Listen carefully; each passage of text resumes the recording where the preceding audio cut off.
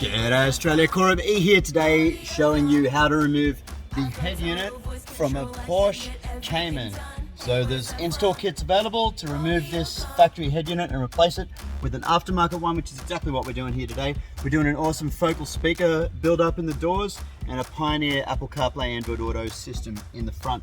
But to do all this, we need to take it out and it's a little bit tricky. So here's a little cheat video. What you need to do first is remove from the side of the audio unit. Let's go around here and I'll show you this. You need to get these two panels off. So let's get the light out of the way there. First of all, you need to take off the fastener down here and remove this little soft panel that is covering these two fasteners, and then this whole side panel will come away. I'll show you on the other side so you can see.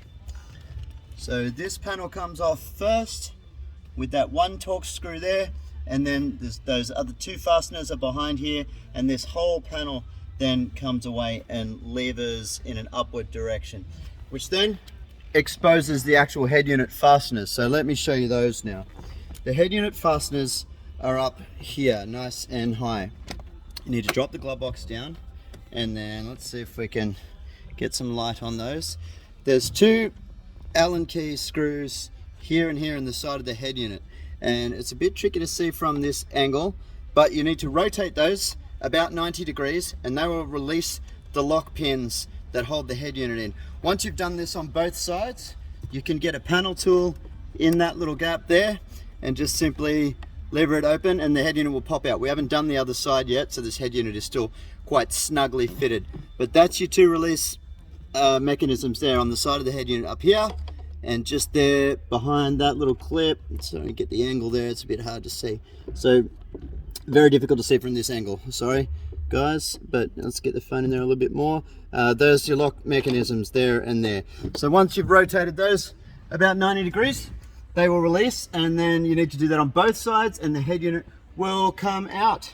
Before you drop the head unit out, make sure you have your trusty work mat over the vehicle so that you can't possibly damage anything. And hot tip to protect the shifter, get yourself a car builder's or anyone at all really, stubby collar, pop that on top, and then you can't possibly mark that in any way. I hope this helped.